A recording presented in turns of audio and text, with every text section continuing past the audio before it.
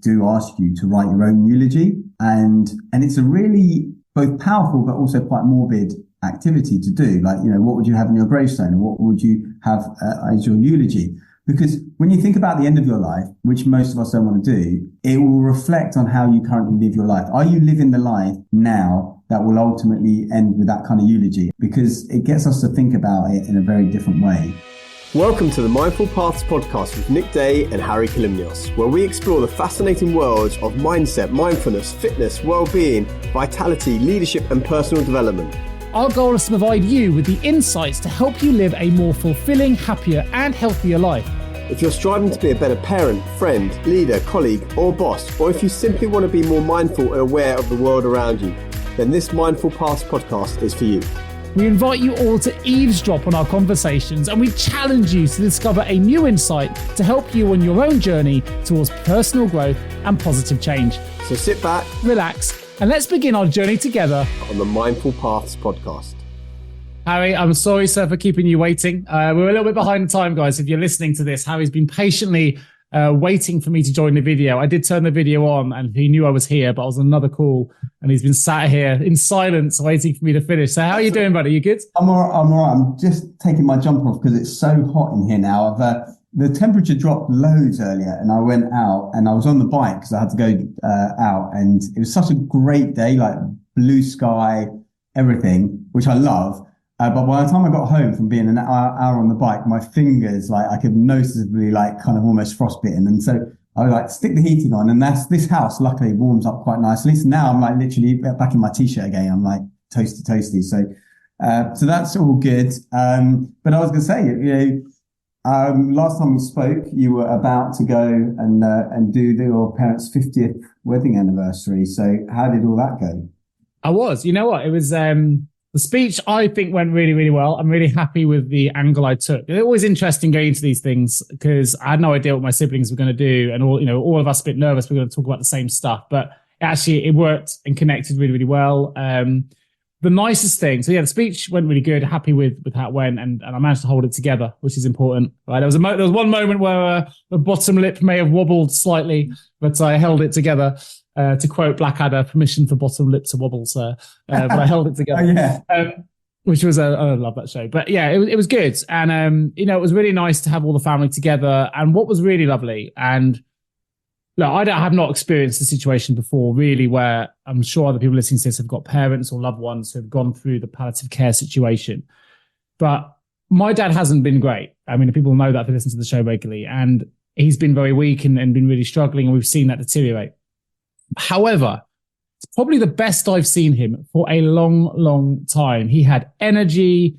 He got up. He was walking around, obviously with crutches.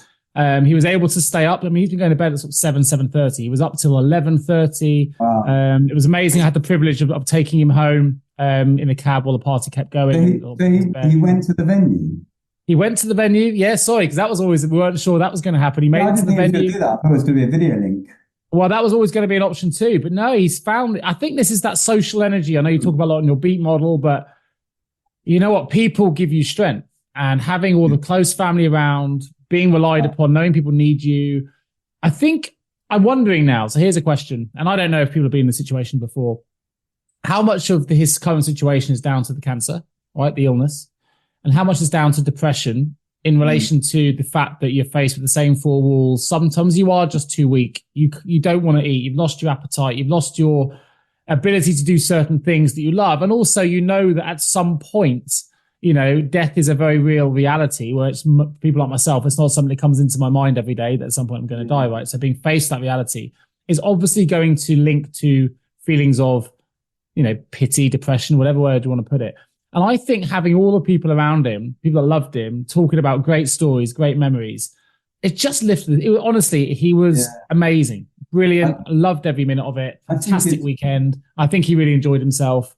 And there was a moment where I was in the kitchen with my mum and I said, you know what, mum, we've got dad back. Listen to him. I said, just listen, just stop for a minute, have a listen. And we listened. I was like, that's dad, not talking about how he's feeling. I don't want to take that away. It sounds really callous to say it's not okay for him to talk about how he's feeling.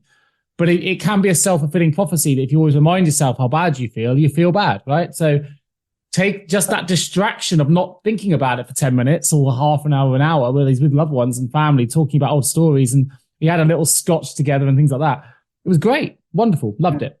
I mean, I think there's a lot to be said for what you said about, how much is the cancer or the illness and how much is the, staying at the same four walls. And I was talking about my gran and also my dad the other day with my mum, and how when my gran went into hospital when she was 89, and she was able to generally walk, go to the toilet by herself. A few days in hospital where they're doing everything for you, and suddenly she couldn't go to the bathroom by herself. And the same with my dad, like a few days in the hospital earlier in the year when he was there, suddenly he needed help with doing everything. And it's like the less you do, the less you do. And there's a lot to be said for, and I think with my dad, I felt he was like, suffering from, some form of depression the last few months at least, because, two of his sisters had died in the last year, his brother-in-law had died, and, he was less able to do the things he wanted to do. And yeah, I do think that he was also living basically with heart failure as well for the last couple of years, from what I can tell, because his energy did drop about 2 years ago massively. And so there's that, like, it's kind of like a spiral. It's a bit chicken and egg where you go, which came first, but they sort of, I don't know, some people one comes first and others the other, but then they're kind of like doing a dance together, and they're both intertwined. And so I think there's just so much to be said for things like purpose, right? So purpose, is another aspect of that beat model under the activity, right? Passion, service, purpose, and connection is PSPC, is the way I normally describe it to people. Because yes, that social connection, but also having that purpose to, like we were talking about last time with your dad, right? He has this purpose of the party, and now you need to find the next goal, the next purpose for him to go for, because there's a lot that goes into that. I mean, unfortunately, my brother-in-law, so my sister who lives in Brighton, so my brother-in-law last night has driven back down to Cornwall. So I'm not sure if I mentioned before, but I think I mentioned his mother has got like leukemia, and she was only given a few months to live, like 3 years ago, and things have taken a turn for the worse. And so he literally only dropped her off about a week ago because he drove her down to Cornwall because she was up for Christmas. Now he's had to go down, and so now my sister is by herself in the house looking after a 3-month-old and a 9-year-old going on 16-year-old, because she's a bit of a teenage difficult child at the moment. And then she has to come up by herself with the 2 kids, I guess, in a couple of days' time, because my dad's funeral's on Thursday, so she's coming up on Wednesday. We don't know if her husband's going to be back. She has to try and cook. So there's, a huge amount of like crazy stuff going on. But what I was going to say is, so his mum was, looking forward to meeting the baby, looking forward to seeing the house, looking forward to Christmas. And it's like, what's the next thing for her to look forward to? Yeah. So, I'm not sure there was one. And it's, she's kind of taken a bit of a turn, which is not great. Well, I'm building on that. I mean, my sister, fair play. My sister, I think, is just a wonderful human being anyway, but she went to my dad before we even knew how this was going to impact him with the event. So she was there 24 hours before I got there on the Friday. And she said, look, Dad, I'm going to start coming around every single week. We're going to play, whether we play Scrabble, I'll take you to the garden centre, we'll do little things that you're able to do. But she said, she identified it independently, that you need purpose. And he just went, yeah, I think I do. I think that's what it is. But it's I don't know what it's like to be faced with your own mortality, but I do know that depression is not going to help the situation. And I think it's very difficult. And, it's like no good me saying to someone who's suffering with genuine clinical depression, feel more positive. That's not how it works. But it does link to mindset. It does link to, trying to take yourself out of the rabbit hole sometimes, the echo chamber of your own mind of going, I feel really bad, because there's lots of things that you can look forward to. And I think my dad this weekend was reminded of some brilliant stories and some brilliant people, and there's loads and loads to keep fighting for. I mean, it's encouraging for me, because I was nervous when we got to this date, right? Big seminal date in your life, your 50 years, wedding anniversary. You go, right, I've got there. And I was like, huge fear. I said to Lucy yesterday, I have this feeling like, I don't know, it's in my gut. You feel something in your body, or you should listen to it. Right? I couldn't identify. I said to Lucy, it's a bit like this. And I'll tell you the scenario I gave. I said, it's like, you first meet a girl you really, really like, right? And at the end of the night, you see that girl with some other guy, and you think you've been getting on, you think there's a chance you might be dating that girl. But at the end of the night, you leave, or she leaves with that guy, but you don't know if she's gone back with that guy, if it was independent or not. And you had that gut in your feeling in your gut of, has she, hasn't she? I don't know. I really like her, whatever. So I'm probably a bad example, but it's the only one I can think of in the moment. With my dad, I think I've had that feeling where I've been preparing myself that when he got to that date, that might be what he's holding on for. So I'd almost prepared myself to go, what next? It could be the following day. It's a really awkward call. And I don't want him to hear that because that'd be upsetting for him probably. But that's what I've, without, it's in my subconscious I've been preparing for. And now I've seen him in such a different light with that energy again, that vibrancy. I went to bed yesterday feeling like there was no chance that was going to happen. Yeah. And yet but I was prepared for it. So it was a weird, I don't know how to describe the feeling, just a weird feeling going to bed and going, it's a really good feeling because I'm really encouraged now. This isn't what he's been holding on for. It's just part of his life to continue, but it could have been. That makes sense? Yeah, no, it does. It's, and the gut feelings are so powerful a lot of the time. We don't listen to them. I was talking to my mum yesterday or today about the body, right? The body, there's a book called, I haven't actually read it, but it's called The Body Keeps the Score or something like that. But the body is so intelligent. I was explaining to her, I think it was yesterday, I was saying like how we need to tune into that a little bit more because often it's telling us what we need to focus on, what we need to know. Like it's like when you're driving a car and the check engine light comes on or check oil light and you ignore it, the body's going to break down. And so we need to make sure that we tune into our body a little bit more and explore these feelings. And like I always say, right, nothing means anything except for the meaning you give it. So then you could choose that this meaning of gut ambivalence that you've got means, okay, there is more to look forward to with him, right? Because there's going to have, I don't know, he's feeling better. So obviously he's got it within him. I don't know. You decide what it means, that kind of gut feeling that you were getting about his situation and stuff. And I think it's really interesting just how powerful the mind can be when it comes to healing and feeling good. Now, some of that is going to be the adrenaline and all that, and that gets people through.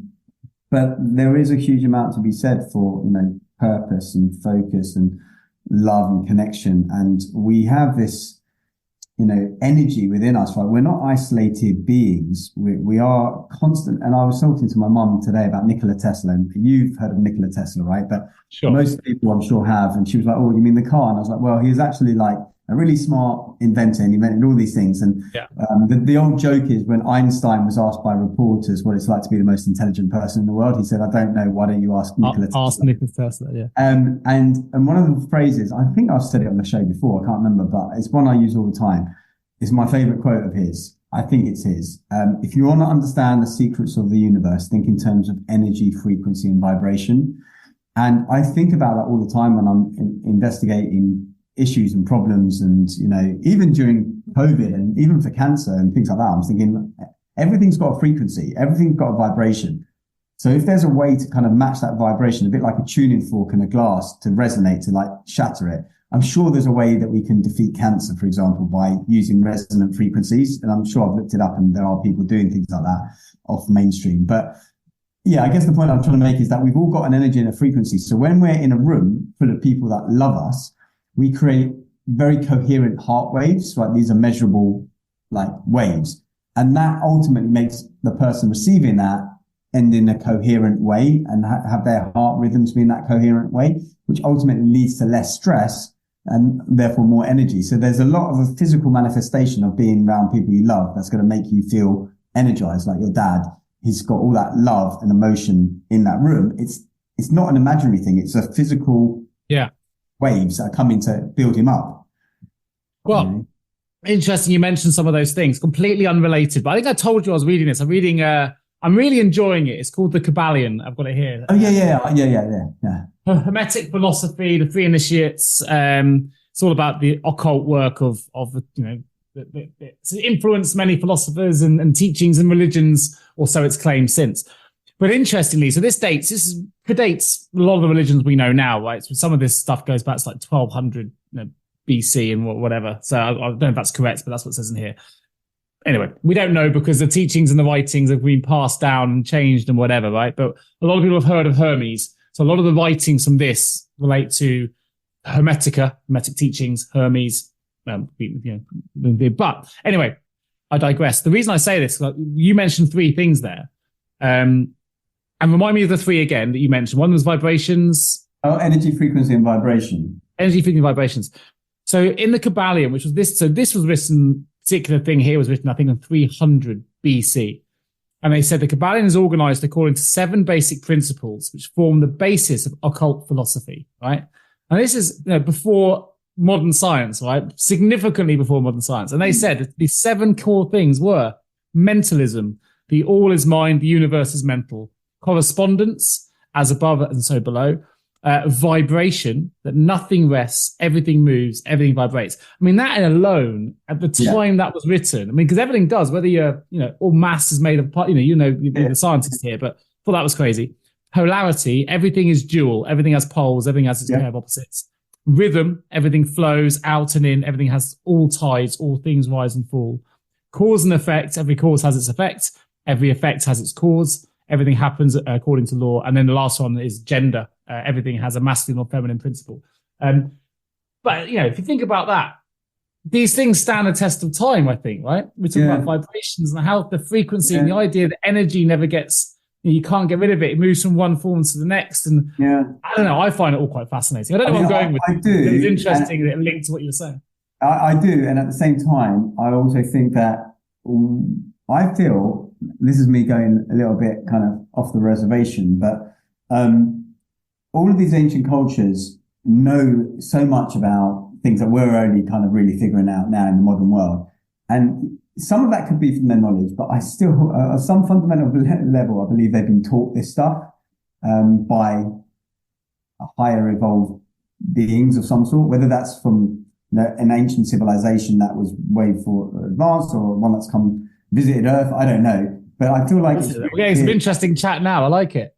Well, honestly, because I remember thinking this. I'm always interested in aliens, as listeners know, after my UFO hunt and stuff. And I'm kind of sort of semi-following the hearings that are going on in Congress at the moment with all these government whistleblowers talking about the alien craft that the US government and other governments have got. But I remember years ago, 20 odd years ago, traveling around the world, and I would go to like Cambodia or I would go to Mexico, and I would see all these temples and buildings, and I would marvel at how very similar things were set up, how the designs were very similar, and how the orientation of things was similar. And I was thinking, how do they know that for them all to do it in a very similar way? And then when you say things like you've just been talking about, or when I look into ancient Hindu culture, or all of this, and I'm like, there's something there that I feel like, did they learn this stuff and just speculate it, which they could have done, right? They could have been looking at the waves, right? And I get a lot of teaching from nature, right? You look at the waves, everything rises, everything falls, right? The seasons come, they go, like, so that you can get all of that from nature, a lot of it. But then I also think, I don't know, I think that somewhere down in our history, and this is just a belief, that we have been passed knowledge by advanced civilizations or cultures, whether it's from this earth or another place. And that has been their teaching. And then somewhere along the line, in the last 2,000 years, we've lost our way a little bit. And maybe we'll find a way back. I can take it to a whole new, you think aliens is a bit random, so we might be losing our listeners now. We're going to talk about your, you getting ready for your eulogy and the emotions of that. That links on from what we were talking about last time, right? But we're segueing into this whole different world. But I discovered, actually my wife discovered this, and I've been fascinated by it, because I've been talking about vibrations being in everything, and I have an idea that I won't share now because it's something that I'm writing about, but this supported part of my theory, right? But she was watching, I think it was something with Sandy Tosvig was doing a documentary, I think, with Eddie Izzard, and she was talking about walls having voices. And she said, if you listen to this wall, it's been here for so many centuries and years, it's been said that the wall talks to you. And she said on there, it's something called, I don't know if you've heard of this, stone tape theory. You heard of that? No, I don't think so. I hadn't. It's fascinating. I recommend you Google it. If you're interested in the paranormal or if you believe in ghosts and ghoulies and spirits, this is for you. So the idea being that the reason that graveyards, the reason that asylums, the reason that these spooky, often spooky places are scary, the theory behind this is that the walls, the rocks of the earth, particularly within stone, hence stone tape theory, they hold the vibrations of the voices they hear.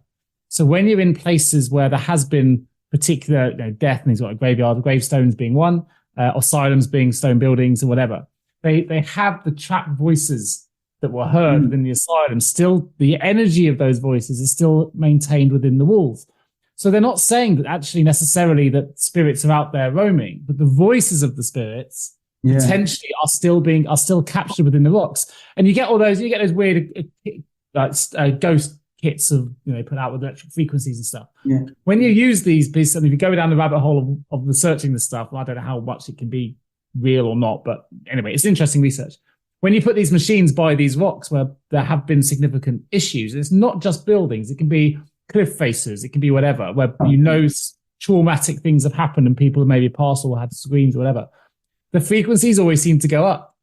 Yeah. And the theory is that it's trapped inside the walls of the rocks. Like I say, frequencies everywhere. And I think that I'm sure there's a movie where they're kind of like almost like a Minority Report type movie where they can track that sort of stuff. But I don't think it's so unusual. Think about an LP, right? Like a record, right? We're effectively trapping the voice in a physical object, right? And we're using a tool to then pull that voice back out.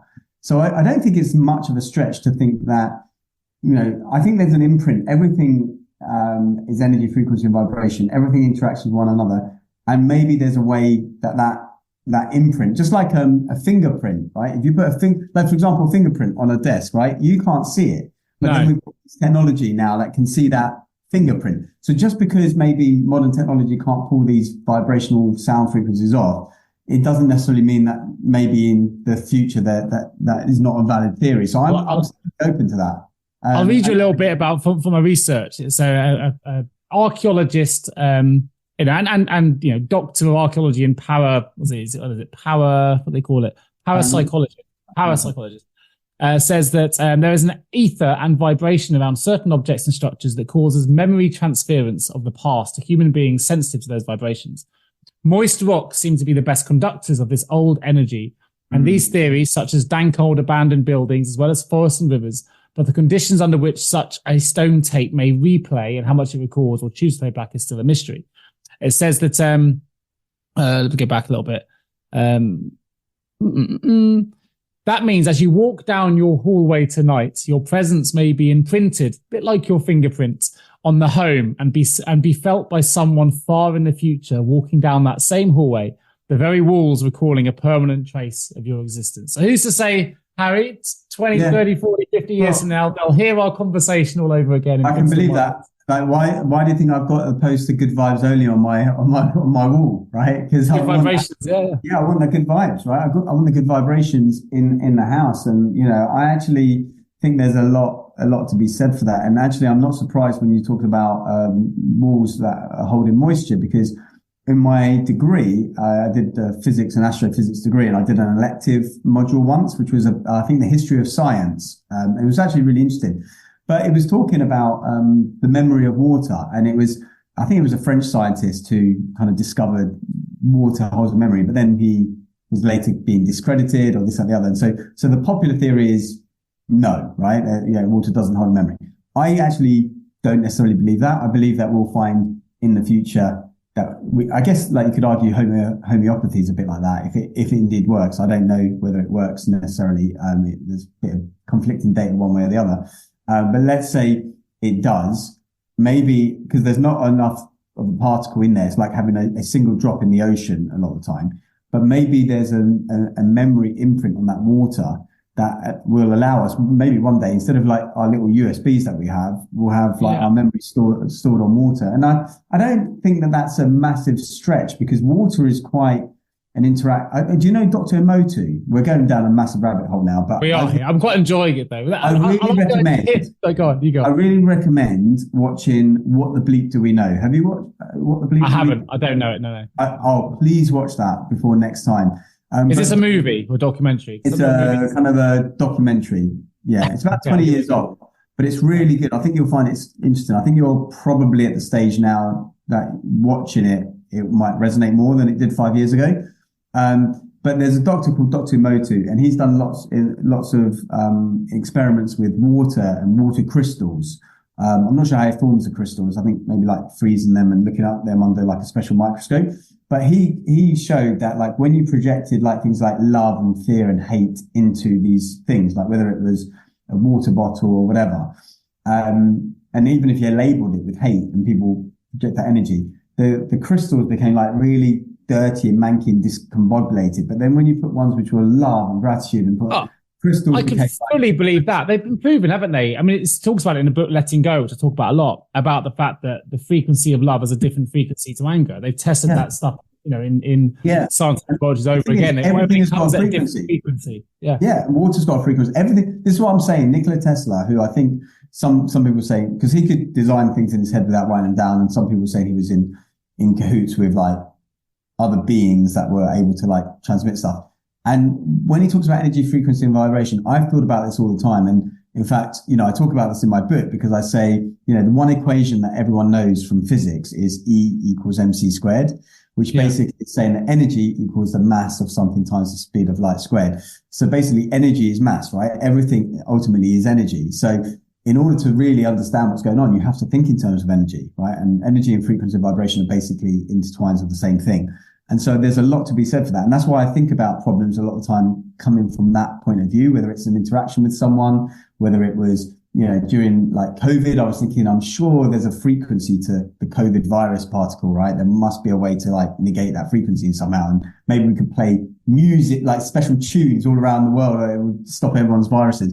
This is my crazy thought, but maybe in 100 years time, that's what will be happening, because I think like the future of modern medicine will be on things like sound healing, light healing. I would say it worked for my dad over the weekend. I'm not saying it's cured his cancer, right? But I will say that the music, the people, the energy of the room absolutely raised his spirits to almost took all of his, I'm speaking on his behalf here, but all of his symptoms away for the best part of 48 hours. He was like a different person. He was back to his old self. He was joking, laughing, and he was more mobile. He couldn't walk from one room to the next. And yet, there he is, walking much further. I'm not saying he's, suddenly kicked the crutches off and he's doing the moonwalk or whatever, but he's, he was way mobile and stayed up several hours later. And I would argue it was a transformation and a very positive one. I mean, those positive vibrations. So much that we don't know. And that's the thing is like, I think it was, was it Socrates or someone like that said that, the more I know, the more I realize I don't know. And I felt like that maybe 8-9 years ago, as I started, about 12 years ago, I started down this rabbit hole, as you know me now, in terms of, the coaching, the mindset, all of that. And then you get to a point where you're like, man, I know so much more than I did, say, 6 months ago. So what the hell have I still got to know, right? Yeah. And then you realize you're never going to know everything, although that's kind of my ultimate aim in a way. But you realize that there's so much you don't know. So then I come to things like where you talk about the walls having ears with like an open mind, right? I don't know it to be true, but I certainly don't know it to be 100% categorically false. But I do sometimes interact with some people where they're like, no, like that can't be, right? Oh, and I was like, how can you be so certain? Like just having an open mind does not mean you're gullible. It just means that you're, open to knowing that you don't know everything, right? So this is interesting. Right? I'm jumping into something here, but I know I quote this book a lot, but it's had a transformative impact on me, which is back to David Hawkins here with Letting Go. But he talks about the ability to let go, the ability to create new ideas and different things. I've got it in front of me, by the way. There you go. He ranks everyone into a scale. And I haven't really bought into the scale because I'm not saying it doesn't exist, but it's a lot of work. I'd rather move on to the next book and take the theories and rather. Yeah. He puts everything on a scale. But he talks about whether it's possible to move through the process of letting go to surrendering how you feel. It's easier for some than others. And it's much harder for those that have a closed mindset.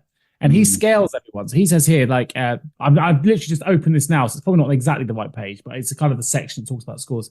And he says skepticism, people basically calibrated 160, and cynicism, as well as atheism, atheism rather, calibrate below 200 because they reflect negative prejudgment.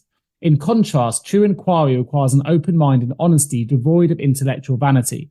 Negative studies of the testing methodology all calibrate below 200, usually at 160, as do the investigators themselves. Even famous professors can and do calibrate below 200, and that may seem surprising to the average person, but negative studies are a consequence of negative bias. As an example, Francis Crick's research design that led to the discovery of the double helix pattern of DNA calibrated at 440. His last research design, which was intended to prove that consciousness was just a product of neural activity, calibrated at only 135. He was an atheist. Now, this is one person's judgment, but it's interesting. I'm not here. I would love the idea to think that, and I'm not necessarily, wouldn't say I was religious particularly in any way, but I wouldn't say it's absolutely not true. I'm open-minded to anything. And the idea that, if my dad passes and your dad sadly has, and we talked about in the last show, that you may be able to hear his voice or his voice may be captured in the walls of your home. That's a wonderful thing, I think. And why not allow that in? It's more positive and open-minded to think it could be true than to go absolutely not with no proof that it isn't.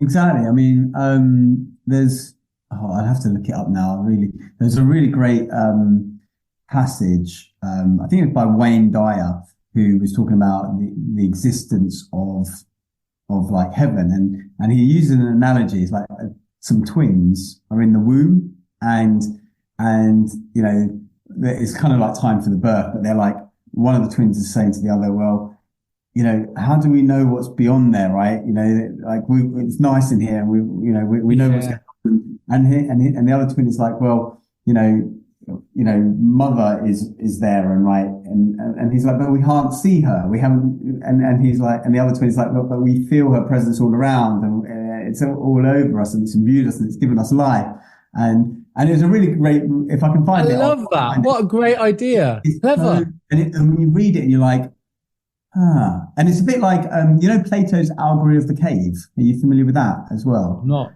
Or allegory I've of the read a cave. bit. Yeah, no. So imagine like, there's some, what are they called? Like, I guess prisoners or slaves, and they've been chained their whole life against, to these chains, looking at a wall, and there's a fire behind them.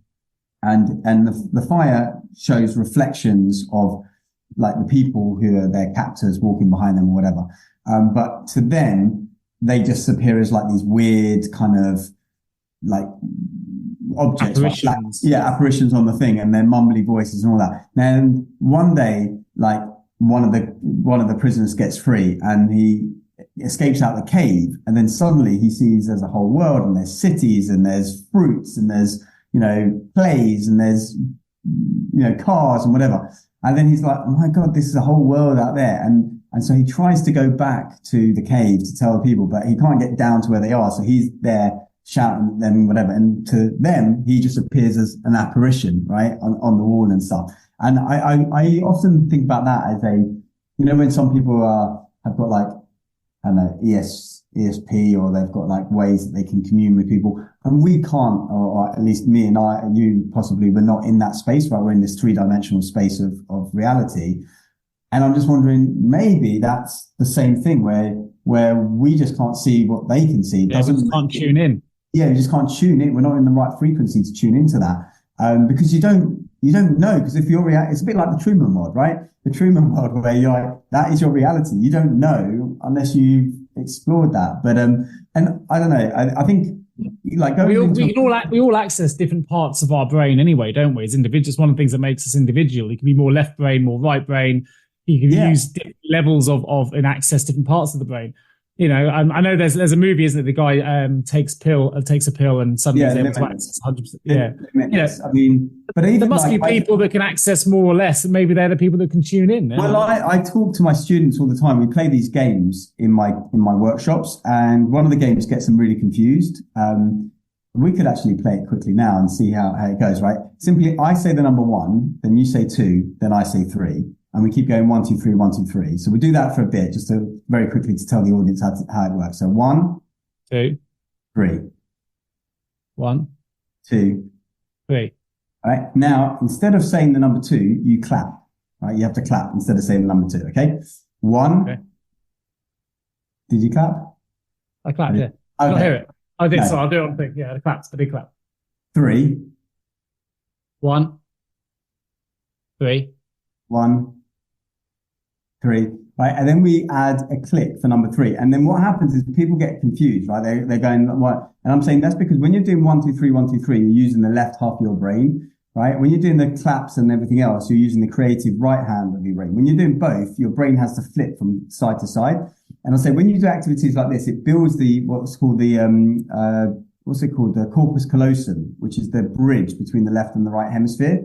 And this bridge is not fixed. You can build bridges just like you can build bridges over the River Thames. Yeah, more neural pathways into that. Yeah, exactly. And this is actually what made Einstein so smart, is that he had a really strong corpus callosum. So he was able to use his left and right brain kind of in a holistic way.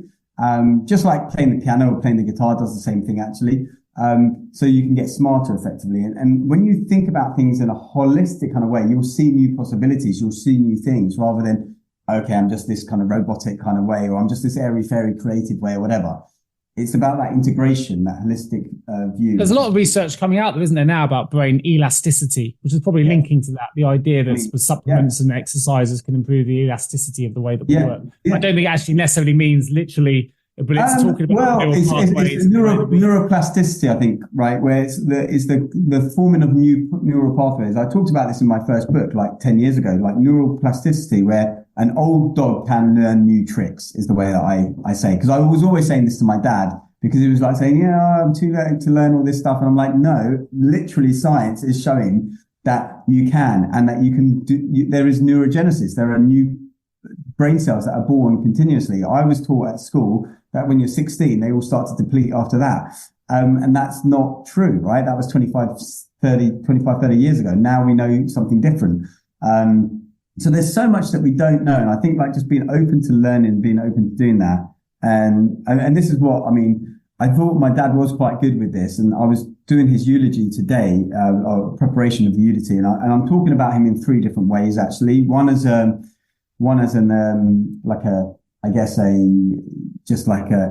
a activities kind of athletic endeavor, where I was talking about, playing football with him and playing games and things. The other was as an engineer, because he was a great engineer and he built my bikes. So he built my first proper bike, from scratch, from like literally the ball. He told me the story. He told me the story. Yeah. And then he built like several other bikes, and then he built my basketball and all of that. And then also I'm talking about him as a chef, because he actually came to the UK, he didn't know how to cook. And then his sister kind of.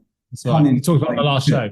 Yeah. So I'm talking about all of those sorts of things, but then I'm also saying that his essence and his being extends way beyond that physical form, right? It's in the way that I cook. It's in the way that I think about problem solving. It's in the way that, I'm hospitable to the people that come around. And so that essence, that vibration, that energy that he has is not limited to the 3-dimensional form that a person creates. No. It's in your memory. Hasn't been extinguished, has it? Let's be honest. It lives on in you, and it lives on in the people that he's influenced, and that energy lives on. That's the exciting. I mean, you talked last time about emotionally seeing your dad, and actually after he'd passed and realizing it's the shell, the spirit had left. The spirit though lives on, and that's where and I'm sure you'll bring the eulogy to life with that bit. But the influence, the emotionally others. And as you know, and the listeners know, that I've experimented with things like plant medicines and other ventures in that way, to kind of self-care ventures like breath work and things. Now, I've never personally had a transformative experience with those, in terms of like some people will maybe commune with people that they've lost, or they'll, have other experiences. I don't know whether I will do those things again in the future or not, but I do feel, having spoken to lots of people who have had those kind of experiences, or one of my friends has had not a near-death experience, a literal death experience. She literally died and was brought back to life. And having read things like, Proof of Heaven, the excellent book, which I do recommend reading as well, Proof of Heaven, by a neurosurgeon, Eben Alexander. He was a Harvard-trained neurosurgeon who didn't believe in any of this afterlife business or anything. And then he was in a coma for like 3 weeks. And his coma was unique to other comas in that the part of the brain that normally you say, oh, well, that's the bit that's imagining the experience you're having, was not active. And he had a very profound experience in the afterlife. And so having had all these experiences myself or seeing other people with them close hand, I don't know for sure if there's anything out there or not. But what I do know is that I don't know enough about all that. And so I can't categorize. And I know there's some people out there go, no, you're born, you live, you die, you're dust. And that might be true as well. I don't know. But I can't help but think about that Wayne Dyer thing, which I'm going to have to try and find out somehow. And while you chat now, maybe I'll have a quick look. But because you don't know, right? If you're in the womb, you don't know really. Yeah. So. No, I mean I think that's not the beauty of it, though, right? I mean, it was Sydney Banks said, "We are one with no separation except for the illusion we have of our bodies." You know, we think that it's our body that actually is who we are because this is how we look. This is how, this is me. This is my hair, my eyes, my mouth, whatever. But actually, we're way more than that. It's it's the I am that's important. It's the spirit that moves. Not changing. Or doesn't, depending on on who you are, right? It doesn't always have to be the body. It doesn't mean that there is no body inside. I found this thing. It's called Conversation in the Womb, a parable of life after delivery. So it says, I do love a parable anyway. So in a mother's womb were two babies. One asked the other, "Do you believe in life after delivery?" The other replied, "Why, of course, there has to be something after delivery. Maybe we are here to prepare ourselves for what will be later." "Nonsense," said the first. "There is no life after delivery. What kind of life would that be?" The second said, "I don't know, but there will be more light than here. Maybe we will walk with our legs and eat from our mouths. Maybe we will have other senses that we can't understand now." The first replied, "That is absurd. Walking is impossible. And eating with our mouths, ridiculous. The umbilical cord supplies nutrition and everything we need, but the umbilical cord is so short. Life after delivery is to be logically excluded." The second insisted, "Well, I think there is something, and maybe it's different than it is here. Maybe we won't need this physical cord anymore." The first replied, "Nonsense. And moreover, if there is life, then why has no one ever come back from there? Delivery is the end of life. And in the after delivery, there is nothing but darkness and silence and oblivion. It takes us nowhere." "Well, I don't know," said the second, "but certainly we will meet Mother and she will take care of us." The first replied, "Mother? You actually believe in Mother? That's laughable. If Mother exists, then where is she now?" The second said, "She's all around us. We are surrounded by her. We are of her. It is in her that we live. Without her, this world would not and could not exist." Said the first, "Well, I don't see her, so it's only logical that she doesn't exist." To which the second replied, "Sometimes when you are in silence and you focus and you really listen, you can perceive her presence and you can hear her loving voice calling down from above." And that was it. I love that. It's clever. Yeah. Love that. So good. Yeah. Well, I'll go back to Sydney Banks because I think this is relevant to what we're talking about now, and I love his work anyway, and I can watch his videos. I have watched them several times over, and I recommend people do the same. You can find it on YouTube. I love his work. But he said, in every area of life, everyone is capable of seeing from a higher perspective than they do now. You are never stuck. You're simply limited by the level you are seeing from. Limitation is always illusion. Just wait, relax, stay still, wait until the wisdom talks to you. And that's the people that are closed off. That's fine. That's just the only level they're willing to see it from. Open-minded. I love that. Great powerful.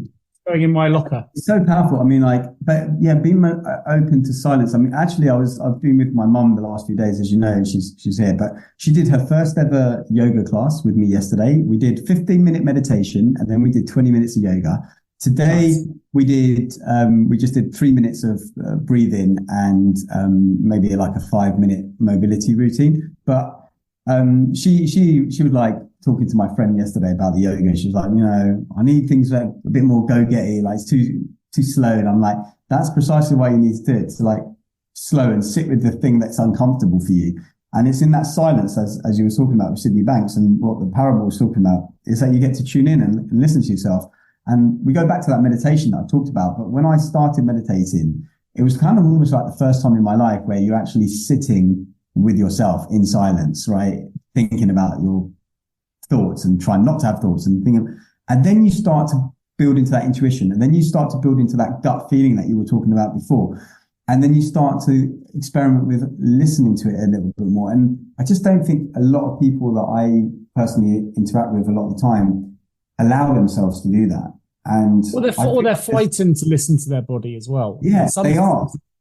You know, we're worried about how other people may perceive us if we have this weird thought. I mean, if I told all my best mates that I suddenly believed that that I truly believed in stone tape theory as an example, that spirits exist in walls. I'm not saying I do or I don't, but if I suddenly put my side on the fence of I absolutely do, you know, there are a lot of people that would be embarrassed or would feel worried about talking about that, and therefore they don't listen to what they feel is talking to them in their body. And they well, as you suppress it, you push it down and go, oh, no, people laugh. But then it's not about anybody else. That's the thing. You've got to listen to what you believe and follow your path. Yeah. I mean, you were talking about the other day, the regrets of the dying, 5 regrets of the dying. Yeah. And it's about having the courage to live the life that you wanted to live. And I often think, I think I've mentioned this on the podcast before, where I was talking with one of my best mates who had the heart attack and asked me for advice and was saying to me, isn't it challenging because you're always going out and eating differently? And I said, look, at the end of the day, you have to decide whether you want to live life by your standards or other people's. And it's the same thing, right? Do you have the courage to live and be true to who you are and believe in what you believe? Or are you going to succumb because other people have got an expectation about what you should believe?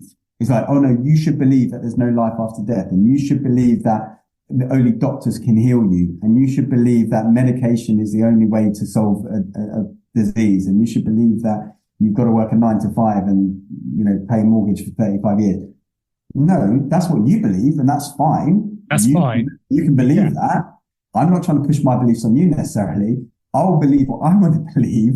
You believe what you want to believe. And if it helps you, great. And if it hurts you, maybe think about taking a different belief. Well, look, I mean, part of us coming together is we don't always see the world in the same way. We run different lives, but I like to think we push each other to think and to learn and to read and to discover new things. I mean, you're further down your path. You've dedicated yourself longer than I have, but I'd like to think we both encourage and challenge each other a little bit. So look, we're talking about where you've challenged, well, not challenged me, but I've listened to some advice, or I should say my wife listened to some advice. She listened to the show. Oh, yes. And I got a gadget for Christmas, my friend. She bought me a weighted blanket to help with my sleep. I mean, I thought I would hate it, like full transparency.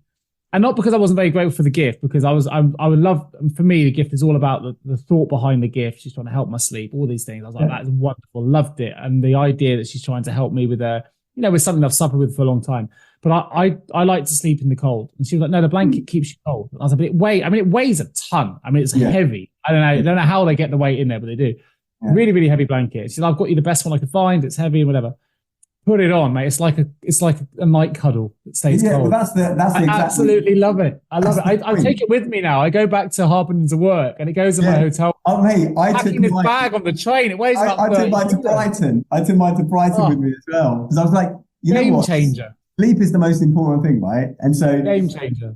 I'm actually going to buy one for Brighton because I can't keep to and throwing it, but I want a heavier one. Mine's only like they're supposed to be 10% of your body weight. Mine is 9 kilos, which is over 10% of my body weight, but I'm going to try and get a 13 kilo one if I can somewhere. I feel like I put my back out trying to pick it up when I find it's really heavy. It's really, because anyone listening to this who may have been a skeptic, we're talking about open-mindedness and skepticism, right?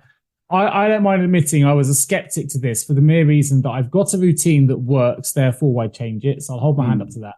And it has worked relatively well, to be fair. I'm not on medication every day or anything like that.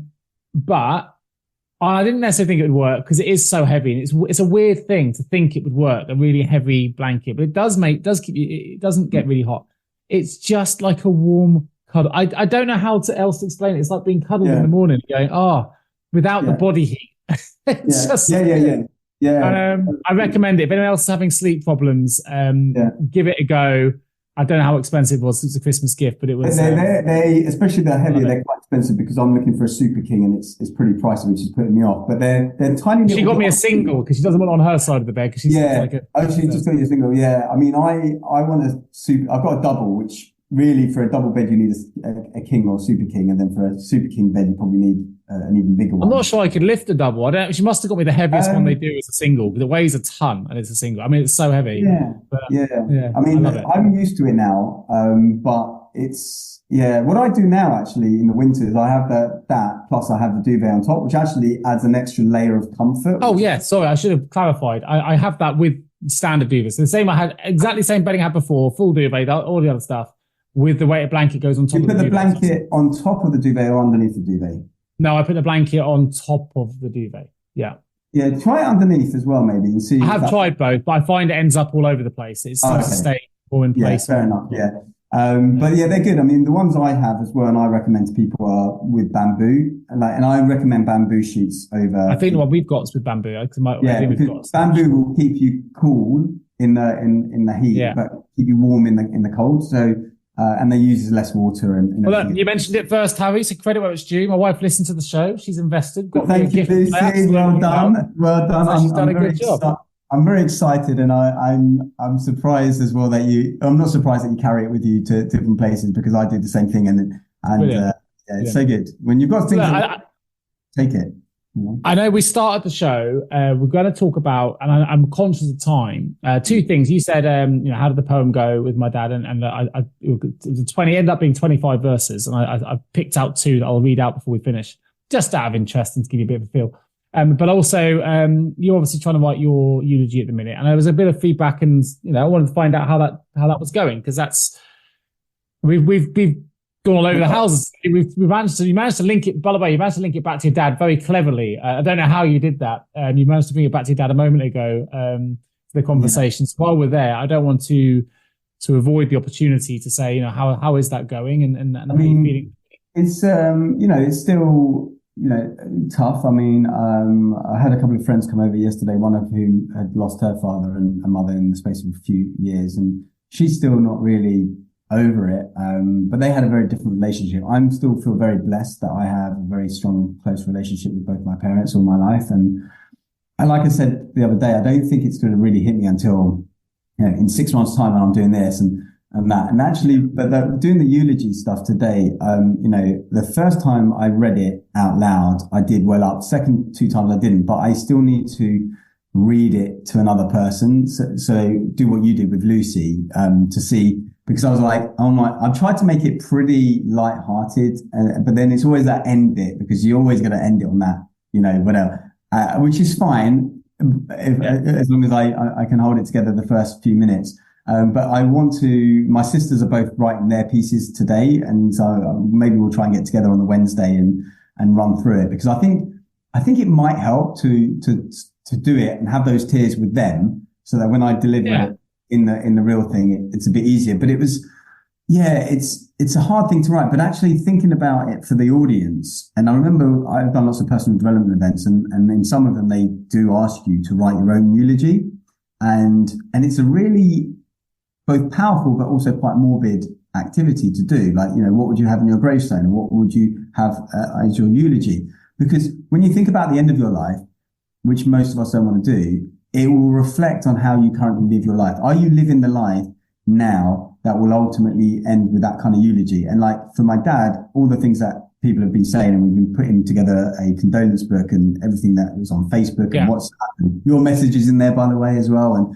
And it's like, everything is pretty similar in saying he was warm and he was generous and he's cooking, and it's like, so he's been remembered in such a fun way, right? So I think like an interesting activity is to write your own eulogy and say, if this is what you want people to say about you at the end of your life, how much are you living in accordance with that now?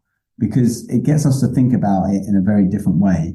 So eulogies are tough, but I think they can be quite cathartic and quite a revelation for people. Well, I think it links to the 5 regrets of the dying, which we said last time, but some questions for people to think about, and maybe we can do this on a future episode. I've done it with some coaching clients, and it's actually links to purpose. So maybe we should do an episode on how to find purpose, because I think very quickly, without going into too much detail, one of them is, what would you do if you had all the approval in the world?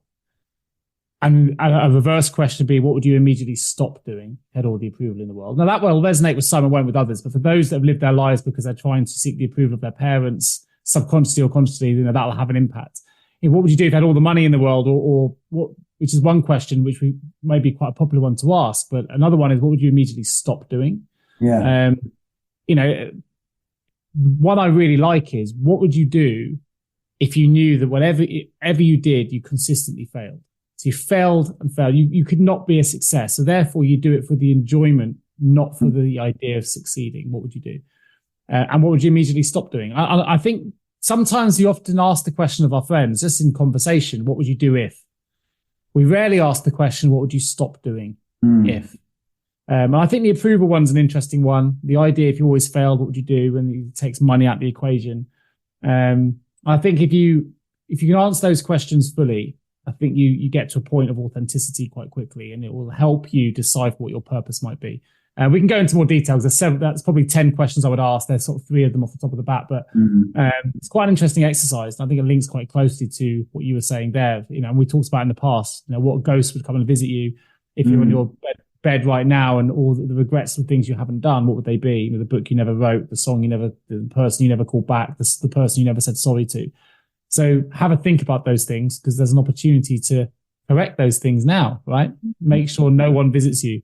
And then you go, hopefully when that time comes, you can go happy and even more easily, if there is such a thing. Yeah, if there is such a thing. I mean, yeah. Because you said last time that you think your dad probably achieved most of the things he wanted to achieve. Yeah, right? no, he did. And I remember, because the last few months, I would have these conversations with him, not specifically about death and stuff, but, because sometimes I got to the last 6 months where I stopped kind of badgering him to try and do this or buy this gadget or whatever, because I was like, look, I don't know how long he's got left. I want him just to live his life. And he would always say, oh, just let me live my life, right? And actually my friend came round yesterday and he wrote a little note for me, and I couldn't figure it out at the beginning. And years ago when I launched the book Working Well, I had a book launch in London, and I think what I did is I got people to write their name badges, but then also like something else, like, what's the goal you want to achieve that year or something or other. And my mate was like, I'll never forget, because your dad wrote, leave me be. And he was just like, leave me be, Harry. And so he remembered that. But so I left him be the last few months. But we did, he goes, look, if I die tomorrow, I'm going to die happy, right? I'm going to, I've done everything. I've had a wonderful career, wonderful life, wonderful children, grandchildren. Let me be, right? I'm not going to, and he would keep saying, right, I'm not Superman. I know you always want everyone to be superhuman and Superman and all that. Yeah. Obviously your father is your first superhero anyway, your first, superhuman. But I just got to accept that. And I was like, look, he's happy with his life. So let me be happy for him, right? Why should he live up to my expectations of what I feel he should be at 80 years old? He should be, that's that word "should" again that you raised earlier, right? Exactly. He shouldn't be doing any of that. He should be whoever he wants to be. I go back to Bruce Lee, right? You haven't been put onto this earth to live up to my expectations. I haven't been put on this earth to live up to yours. And I think when I came to accept that a little bit more, it's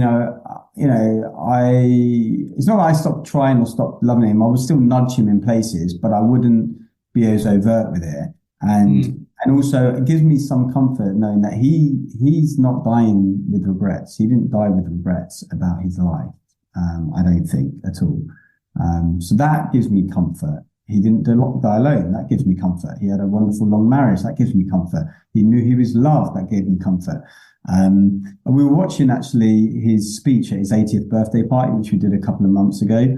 And I knew something was like, I even think about it. I'm going to break down in a second, because his voice cracked and he was like, I just wish, we could do this again and all that. And it was so sad. And it's like he knew like that this would be the last time we would be together, or this would be his last birthday or something. And, it's heartbreaking. Like I burst into tears watching him do that, and I was recording and my sister did. But at the same time, I feel there is a level of comfort knowing that I think he had everything. I've spoken to other friends who are like, I don't have a relationship with my father. You have got a great relationship with your father. I had a great relationship. And obviously we have our father-son things that all father-sons have. Oh. But, so that gives me solace. Yeah? And again, it's about finding the positive in excruciating pain. And that's not to say that I'm trying to avoid the grief. And actually, I read the passage you were talking about earlier. You were talking about it last week about grief, last 10 minutes, 20 minutes. And I found that passage, I was reading that, and I'm going to properly read this book again and stuff, because I want to make sure that I do allow myself to experience the emotions. I think it's important. Through, you know, and I'm actually a little bit worried that I'm kind of pushing them down without wanting to right now. Yeah. But again, I don't know if that's just because I'm still in shock, and maybe the next stage, whatever that will be, is going to come this week, in a month, in 2 months. Although it does talk about it in there as well. We put a lot of pressure on ourselves about how we should feel. And that's the word should, right? Yeah. We think we should, you know, people, some people have gone with years and years and years of regret and guilt for not crying at a funeral, or for not breaking down when they feel like that's what they should have done. I mean, who's to say what anyone should do? We react in the moment. It doesn't mean you love anyone any less because you haven't broken down at a particular event or particular speech or whatever, right? We just all process and deal with things differently. I think the danger is holding the guilt and regret and the shame or whatever else you might feel for thinking that you, and there's that word again, should be feeling anything else. Like just be it one with how you are, and whatever needs to come up will come up, but don't deliberately try and push it down, or don't try and force it. So yeah, well, look, I'll be thinking of you this week, because the funeral is coming up. Yeah, very quickly. But it's going to be, you know, it's going to be a sad event, but at the same time, you know, I feel very blessed. I've got like friends. I've got my friend Ben coming up from Devon. I've got my mate Trev coming. I've got there's going to be quite a few of my friends there, each of my sister's friends there. Not just to support us, obviously primarily to support us, but also they all knew him to some degree. Yeah. So that, you know, that feels nice. And some of us won't have seen each other or been all in the same room together in a decade. And obviously it's sad that a funeral is what brings, you know, you get to that age, it's like weddings, and then it's funerals. It is. Yeah. Which is, but that doesn't mean you shouldn't celebrate all being together, right? And I quoted the Queen last time, and I think it was I'm pretty sure it was the Queen who said, grief is the price we pay for love. And and I think it's a fair exchange. But I think one thing that hopefully my friends will contemplate as we go through the days is one thing I've noticed, and we've talked about many times on the show before, about my social part of my bucket not being as full as it could be, is, you know, people get on busy, right? You've got 2 kids, you live far away, other people live far away. But I do feel like, you know, that social connection, in addition to having that family connection, is so important. So hopefully, if nothing else, this will bring me closer with my friends, and hopefully we spend a bit more time with each other over the coming years on account of it all. You know.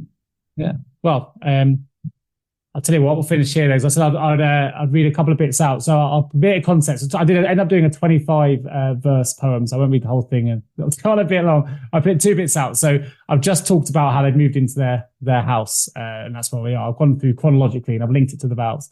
So very quickly, I said, if you know my parents, immediately greeted by mum, who will always thrust a wine glass into your hand. If you've been to visit, trust me, you'll all understand. You see, mum loves her wine. It's her one cherished delight, especially shared with my dad in the soft evening light. Dad continues to fight bravely against prostate cancer's embrace. Fuck cancer, I say, for it can never erase the love they both have in sickness and in health. And this will link to what you just mentioned, Harry, because it's in the giving and being with others where we truly find wealth. There you go. That links. Hopefully, that's something you can think about when you're. And also, it's interesting that both you and Lucy share the same evening wine ritual in the evenings. We do. It's a ritual. Absolutely. No regrets for that. I know it's not great for my fitness endeavors, but actually, it's great for other things, right? It's our chance. Well, this thing, my dad went so far without doing fitness and things because he loved life, he loved entertaining, he loved his whiskey, he loved his wine, he loved enjoying that stuff. So, you know, there are plenty of centenarians that I've seen being interviewed, and they're enjoying the wine. The main thing is for long life is to enjoy it, because if you enjoy it, you're going to want to stick with it. And so, what brings you enjoyment? It might be your kids, it might be your wine, it might be your fitness. If you enjoy it and you don't hold on to too much stress and regret and anger and animosity to people, you're probably going to do all right. Jake Humphreys, I know we're going close to time, but Jake Humphreys, who does the High Performance podcast, a show that I like. I don't listen to all of them because you kind of pick your guests, but he's just released a new book, and I haven't read the book, but he was talking about it on the radio, and the radio host, I can't think it was, says to him, so, you know, what is high performance? With all the people you've interviewed, 400 or 500 people now on your show, you've written a book. What is high performance? And he said, in one word, happiness. It's not about money. It's not about winning. It's not about medals. It's about finding happiness. Yeah. And a lot of people never get there. A lot of people are working to get there. But ultimately, that's how he values it. It's his opinion. But happiness is where he sees high performance, true performance. Well, the beautiful thing is that you don't need to look for it. Happiness, like we said, is an inside job. It's within all of us. Inside job. Yeah, you have to look inwards, not outwards, for your happiness. And when you realize that and you start to do that, you'll realize it's a bit like The Alchemist, right? You know the book The Alchemist. I'm sure you've read it.